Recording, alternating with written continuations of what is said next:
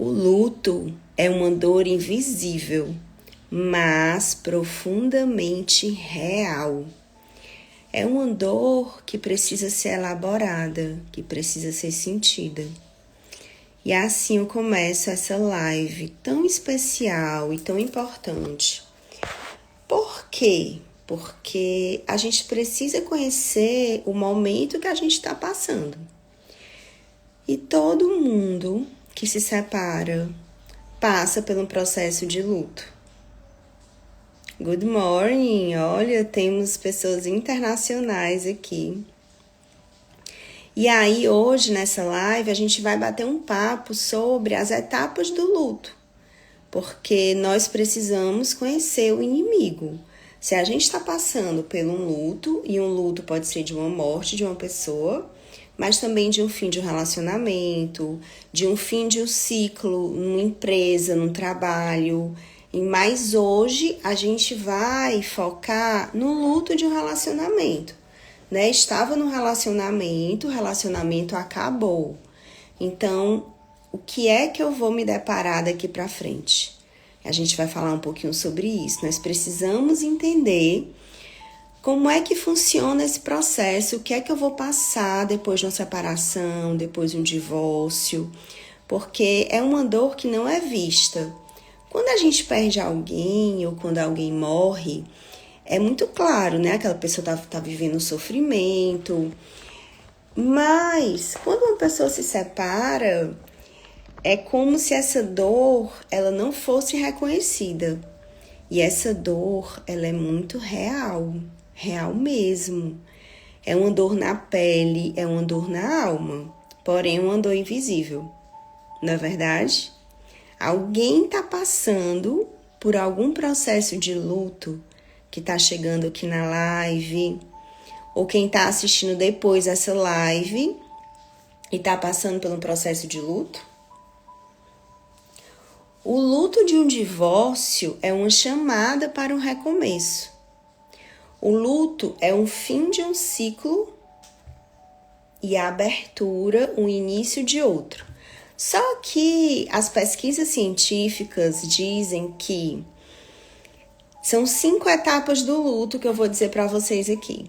Mas as pesquisas dizem que em torno, né, a média é que a gente passe 6 meses numa etapa. Mas isso não é linear. Isso varia de pessoa para pessoa, situação de vida, mas as pesquisas dizem que é mais ou menos 6 meses em cada etapa. Tu imagina aí, 6 meses em cada etapa do luto, são 5 etapas. Minha irmãzinha, são quase 3 anos sofrendo ali com a sua vida meio que parada, porque a gente sente quando a gente está passando, não é? Que a nossa vida fica parada. Então, assim, é uma dor muito cruel. Então, a gente precisa conhecer. Eu sempre digo assim para as minhas clientes, vamos enfrentar, mas a gente primeiro precisa conhecer o inimigo para a gente enfrentar. Então, o processo de luto, de relacionamento, é uma tristeza e um luto de um futuro, de sonhos, de expectativas construídas juntos. E geralmente, irmãs, na maioria das vezes, é um processo unilateral, que você talvez não queria. E aí? Eu tô achando que a minha vida tá ótima, meu marido chega e diz, olha, eu não quero mais. E aí? Então, geralmente é um processo unilateral. E é um processo muito doloroso, muito mesmo. Então, a primeira etapa do luto, quando acontece isso, a primeira etapa, o que a gente sente no primeiro momento é a negação. Eu sinto, eu nego. Eu disse, não, isso não tá acontecendo comigo. Eu tava com a minha vida ali normal e de repente acabou. Então, a primeira fase do luto é a negação. Eu não acredito que aquilo tá acontecendo comigo. Então, eu entro em negação, eu não quero falar sobre o assunto, as pessoas, eu não quero elaborar, eu não quero fazer nem terapia, eu não quero falar sobre isso, eu nego. Muitas vezes eu nego que aquilo ali está existindo, eu nego que eu estou passando por aquele momento. É a primeira etapa do luto. Isso acontece também quando uma pessoa morre, tá? Você passa por essas mesmas etapas. Então, a primeira etapa, eu vou negar que aquilo ali está acontecendo. Eu penso assim, quando eu me separei, né? Eu disse, meu Deus, eu não tô acreditando que isso está acontecendo comigo. Como é que a minha vida era de uma forma e quando a gente menos espera, a vida agora é de outra forma. Então, é muito perigoso, né? Então, assim, é muito doloroso, quer dizer. Então, a primeira fase é a negação. Depois da negação vem a raiva. Irmã, você sente raiva por estar passando por aquilo. Como é que eu estou passando por isso? Que ódio, que raiva. E você precisa entender que você não é essa raiva, você não é esse ódio. Você está momentaneamente passando por isso. Então, primeiro eu nego, depois eu sinto muita raiva. Nessa fase da raiva, você tem que ter muito cuidado, porque eu atendo aqui várias pessoas que já foram atrás do irmão quebrar o carro, já quebraram a porta, já jogaram coisas. Então, assim, você tem uma raiva muito grande. Então, nessa fase, você conhecer e você tá no processo de terapia e saber que você não é aquela raiva, mas que você está passando momentaneamente por aquilo e que você não pode bater em ninguém, nem quebrar o apartamento de ninguém, nem jogar nada no carro de ninguém. Que essa fase da raiva, ela também vai passar, mas é uma fase. Então, nessa hora, irmã, segura a onda da raiva para tu não meter os pés pelas mãos, tá? Quem foi que já passou por isso aqui? Uma raiva, um ódio está passando pelo que você está passando. E aí entramos na terceira fase, que também é uma fase perigosa, que é a fase da barganha. Já passou a negação, já passou a raiva e agora você vai querer negociar, você vai querer se humilhar, mesmo aquela pessoa querendo ir embora, você vai tentar manipular, você vai tentar voltar para aquela situação, mesmo não estando e não sendo confortável para você. Então, a terceira fase da barganha é uma fase também que você tem que segurar a onda. Então, segura a onda nessa fase da barganha. A quarta fase é uma fase muito, muito ruim, que é a fase da depressão ou da tristeza. Talvez a pior fase. É uma fase que você não come direito, é uma fase que você não consegue trabalhar direito. É uma fase, assim, muito cruel, de uma tristeza profunda. Mas isso não quer dizer que você esteja com depressão. Você está momentaneamente triste, porque você acabou de se separar, porque você está passando um processo de luto. Então, essa fase também é uma fase muito difícil. Os homens e as mulheres passam por isso. A gente tem mania de achar que só a mulher sofre. Não, eu atendo muitos homens e os homens também sofrem, né? No processo de luto. E, por fim, a última fase, que é a fase da aceitação. E preste atenção, irmã, a aceitação não é esquecer, né? Muitas pessoas chegam para mim e dizem, eu quero esquecer tudo isso que tá passando. A gente não esquece. Você não tem amnésia. Você não esquece, mas você ressignifica, você aceita. E aí, nessa fase é que você começa a reconstruir a sua vida, começa a conseguir ter planos, metas, sonhos, objetivos, começa a organizar a rotina, porque uma coisa para desorganizar a vida de alguém é um divórcio, é uma separação. Imagina aí, você tem sua vida bem regradinha, logo eu que gosto de rotina, e aí de repente acontece uma separação e desorganiza tudo. Então, nessa fase da aceitação, é uma fase que você começa a aceitar, que você começa a organizar melhor sua vida, a voltar para suas amizades, a começar a tirar projetos da gaveta que você tinha, que antes não tinha tempo, você começa a ocupar mais o seu tempo, você começa a ter mais produtividade e você começa a trabalhar. Porém, irmã, até chegar lá, existe um processo. Eu falei aqui 5 etapas E falei também que o processo de luto, ele não é linear, não é bonitinho. Eu saio aqui do ponto A e vou para o ponto B, uma linha reta. Não é uma linha reta. É uma linha assim, ó. É um caos, é um caos. Mas você passando pelo processo terapêutico, lendo livros, fazendo cursos de autoconhecimento, você consegue passar melhor e mais rápido. Porque antes se diziam nas pesquisas que se passavam de 2 a 5 anos no processo de luto. E hoje a gente consegue passar muito mais rápido com acompanhamento focal direcionado para isso. Olha, Ivone, tô sofrendo muito, me ajuda, fiz tudo por ele e ele me traiu. Outro erro, irmã. Por que eu vou fazer tudo pelo outro? Eu tenho que fazer tudo por mim. Eu não posso abandonar a minha vida, os meus sonhos, as minhas metas por causa do outro. Eu tenho que ter os meus sonhos, as minhas metas, a minha vida, a minha rotina e tenho que andar lado a lado dessa pessoa. E os dois vão construir juntos. Mas ok, é bom para você aprender e nunca mais fazer isso. Nunca mais se doar 100% somente para uma pessoa. Relacionamento é reciprocidade. Eu tenho que observar o que é que eu dou e também o que é que eu recebo. Tá? Observe a reciprocidade. Não existe relacionamento, não é uma via de mão única. É uma via de mão dupla. Eu vou, eu dou, mas eu tenho que observar o que é que volta para mim. Se eu começar a observar o que, se não volta para mim, eu tenho que ligar as anteninhas e começar a observar a situação. Fiz tudo, estou despedaçada. Você não tem noção do que eu fiz, eu tô machucada. Ivone, eu atendo todo dia mulheres com situações igual a você. Eu já passei por isso também, irmã. Eu sei como é ruim. Eu já abandonei minha vida por causa de uma pessoa. Eu já deixei os meus sonhos, os meus planos de lado por causa de uma outra pessoa.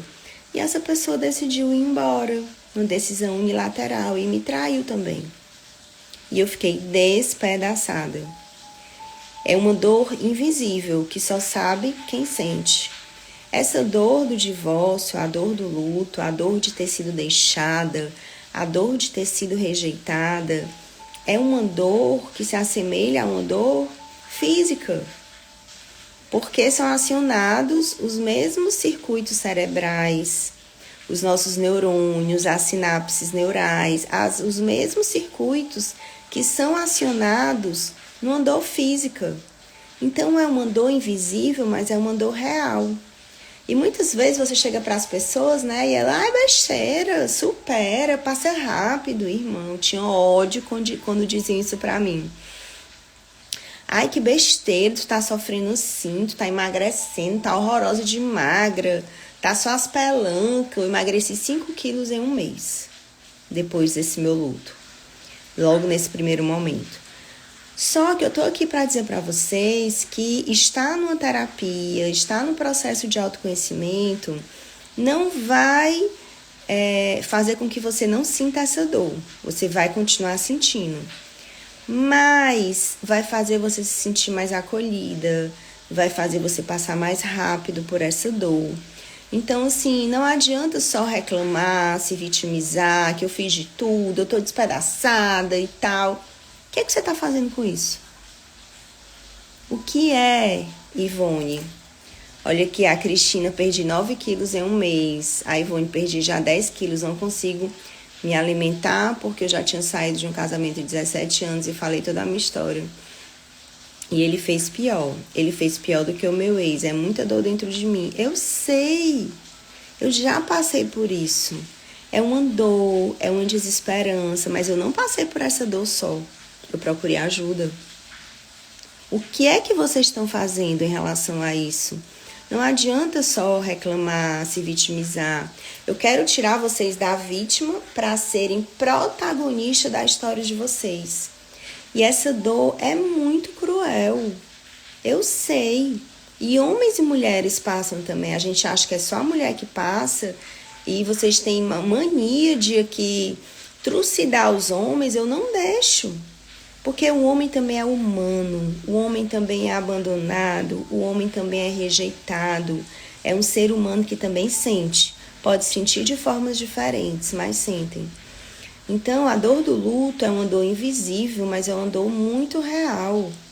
Você fica sem comer, você não consegue trabalhar direito, você não consegue ser mãe, você não consegue produzir, você não consegue raciocinar e nem pensar direito. Você acha que a sua vida acabou. Mas o fim de um relacionamento é um fim de um relacionamento, não é o fim de tudo. Ok? Eu quero que fique marcado isso para vocês. Um fim de um relacionamento não é um fim de tudo. Se você sentir que é um fim de tudo, você está reduzindo a sua vida a uma pessoa. Isso é um erro gigantesco. Você não pode reduzir a sua vida. Graças a Deus, olha, a Cristina, já faz 1 ano, melhorei, faço terapia, treino, trabalho, busco a fé e tento me divertir. Mas hoje resta muita mágoa. Ótimo você ter falado sobre isso, as mágoas. A mágoa, olha aí, presta atenção. Nosso corpo é feito de água. 70% do nosso corpo é feito de água. E olha o que é que significa, eu adoro o significado das palavras. Mágoa significa más águas. Mágoas, ou seja, você está cheio de águas ruins dentro de você. E para você ir para frente, Cris, verdadeiramente você precisa limpar essas mágoas.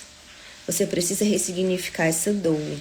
Você precisa tirar o aprendizado disso tudo. E quando a gente faz isso, a gente libera o outro para ele ter a vida dele e a gente libera a nossa vida também para seguir em frente. É muito comum, Deise, Cristina, né? Você ficar cheia de mágoas dentro de você. Mas vocês concordam comigo que essa mágoa, ela só atrasa a tua vida? Mágoa, raiva, por quê? Porque é só a gente que sente. O outro tá vivendo a vida dele, não tá? E é a gente que fica sentindo, por isso que isso tem que ser liberado e ressignificado, e nas terapias a gente faz isso. Eu tive um relacionamento de 5 meses, mas fiquei muito ruim. Seria dependência emocional, relacionamento conturbado, pessoas... Com certeza. A dependência emocional é um erro de priorização, que também aconteceu com vocês aqui. O que é um erro de priorização? É quando eu coloco a outra pessoa num lugar onde o lugar é meu. Eu sou prioridade, eu estou em primeiro lugar. Eu que tenho que ter a minha vida, os meus sonhos, as minhas metas. E por acaso ter uma pessoa ao lado para me acompanhar. Quando eu não faço isso, coloco o outro em primeiro lugar, vivo a vida do outro, faço tudo pelo outro, eu entro em dependência emocional. A dependência emocional, a grosso modo, é um erro de priorização. Ainda não consigo, ok, Cris, já tentei de verdade, com isso não consigo ter ninguém, não aparece ninguém, bloqueada, total. Eu recebo muitas mulheres aqui que dizem assim, não existe mais homem. É mentira, todo homem é ruim, cadê os homens? Existem homens bons e que querem se relacionar.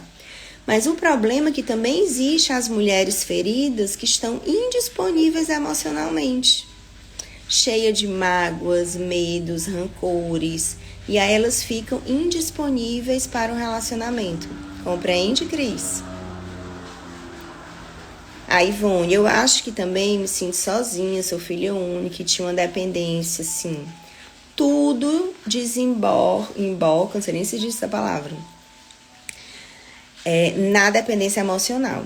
Ele me pedia prioridade, queria ser prioridade, eu fazia minhas coisas, porém era pressionada. Kilvia, a gente só é tratada da forma que a gente permite.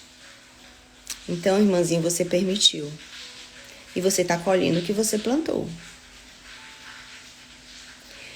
É porque é o seguinte, Cris, você está vibrando na mágoa, na raiva, no rancor, vibração baixa. Então, você vai se conectar com homens com essa mesma vibração. Ou seja, não é que o outro não preste, o outro está ferido como você. 2 feridos se conectam, 2 magoados se conectam. Então, o que você tem que fazer agora é tentar fazer um trabalho terapêutico ou uma constelação familiar, que é um processo terapêutico que é mais rápido, né, encurta caminhos, para você sair mais rápido dessa mágoa, dessa raiva, para você poder seguir em frente e se conectar com uma pessoa emocionalmente disponível. Verdade, Kilvia, né? Gente, assim, uma das coisas que eu mais falo aqui, eu não tô aqui para passar a mão na cabeça de vocês e nem vou passar. Eu não tô aqui para dizer coisinhas boas para vocês. Eu tô aqui para dizer o que vocês precisam e muitas vezes a verdade é cruel, a verdade dói, a verdade machuca. Mas não tem outro jeito, minha irmã. Não tem outro jeito de você superar. Não tem outro jeito de você seguir a sua vida. Se você deixa a sua vida na mão do outro, você vai criar uma dependência emocional. O meu trabalho aqui é todo o tempo puxando vocês, para a sua vida. O que é que te faz feliz? Quais são as coisas que você costumava fazer antes desse relacionamento que te trazia felicidade, paz? Quais são os livros que você está lendo? Como é que é a sua rotina? É trazer vocês para a vida, irmã. Como liberar o perdão após um relacionamento abusivo com um narcisista? Karine, precisa ser feito, tá? Mas existe um processo. Precisa ser liberado esse perdão. Eu faço esse processo aqui, né? A gente faz um divórcio energético, a gente faz essa liberação de perdão. Mas existe um processo, não é mágica nem é magia, tá? Não é da noite pro dia que a gente consegue liberar, que a gente consegue perdoar. A Érica, e também muitas vezes estamos tão carentes que qualquer migalha de amor é atenção. A gente já se entrega, exatamente. Muita gente está carente, muitas mulheres carentes, machucadas, e acham que qualquer curtida no Instagram é um sinal de interesse. Não é. Tá? Eu ensino aqui também as minhas pacientes, as minhas alunas, clientes, a entenderem o que é migalha emocional, o que não é, o que é interesse, o que não é.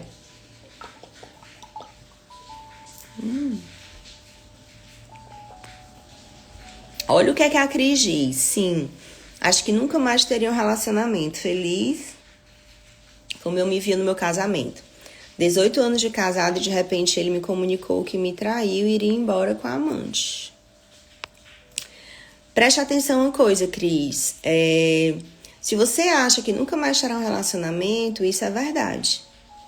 É verdade. Cuidado com o que você fala, porque tudo que eu tenho no meu inconsciente, principalmente que eu falo, isso se materializa na minha vida externa. Então, tem que mudar essa forma de pensar, tá? Você ainda tá machucado, você ainda tá na situação de vítima. Bora sair dessa vítima e bora ser protagonista. A Ivone, eu fui um idiota e ele nem se importava comigo, botava dificuldade pra gente se encontrar. Hoje eu enxergo a realidade. Ele nunca me amou, nunca demonstrou sentimento. Você aceitou porque quis. Então agora tá na hora de mudar a sua vida. Tá na hora de mudar. Sempre é tempo, sempre é hora. Saiam da posição de vítima e entrem agora na posição de protagonista das suas próprias vidas. Eu atendo mulheres separadas que saíram assim de um lugar como vocês estão, de um lugar muito ruim, de dor, de traição, de infidelidade, e hoje estão vivendo a melhor fase da vida delas, porque se submeteram a um processo terapêutico, né? Mudaram a forma de pensamento, mudaram os sentimentos, mudaram as crenças, e é isso que eu faço aqui no meu trabalho. Tiro você daqui desse fundo do poço da dor, né? E a gente já mudou aqui, a live já tá indo para outro patamar, mas ok, né? Tá tudo bem. Mas essa live foi para explicar para vocês as etapas do luto. Então, para finalizar, porque eu já vou começar a atender, a primeira fase é a negação, a segunda fase é a raiva, a terceira fase é a barganha, a quarta fase é a depressão e a quinta fase é a aceitação. Tá? Mas isso precisa ser feito um trabalho pontual, ok, meninas? Espero ter ajudado vocês. E agora eu tenho que eu vou atender 9h30, vou preparar aqui a sessão. Um beijo e até a próxima.